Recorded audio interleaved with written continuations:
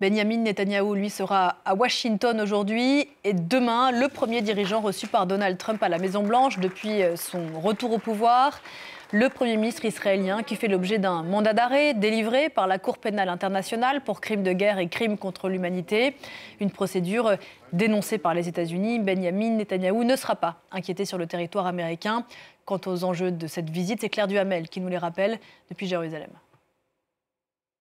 C'est une visite pleine d'enjeux puisqu'elle coïncide avec une nouvelle étape dans l'accord de cessez-le-feu, le début des négociations pour la deuxième phase du cessez-le-feu, puisqu'on le rappelle, la première phase qui est en cours doit durer 42 jours, mais les contours de la deuxième et de la troisième phase devaient être négociés une fois l'entrée en vigueur du cessez-le-feu. Il est notamment question du retrait de l'armée israélienne de la bande de Gaza, de la libération possible de la quelques soixantaine d'otages qui sera toujours détenue par le Hamas à l'issue de la première phase. On ne sait pas parmi ces 60 otages qui est vivant et qui est mort. Alors ça sera évidemment au programme des discussions entre Benyamin Netanyahou et Steve Witkoff, l'envoyé spécial de Trump au Proche-Orient. Les deux hommes doivent se rencontrer aujourd'hui. Steve Witkoff parlera ensuite dans la semaine avec le Premier ministre qatari et les envoyés égyptiens qui sont les médiateurs depuis le début de cette guerre. Et puis demain, Benyamin Netanyahou rencontrera Donald Trump. Il a fait une déclaration hier disant qu'il a l'intention de parler de la victoire contre le Hamas, du retour de tous les otages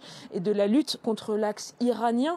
Donald Trump, depuis son retour au pouvoir, a déjà pris plusieurs mesures en faveur d'Israël, débloqué la livraison de bombes de 900 kilos qui avaient été suspendues par Joe Biden, levé les sanctions contre les colons les plus radicaux qui avaient aussi été décidées sous l'administration Biden.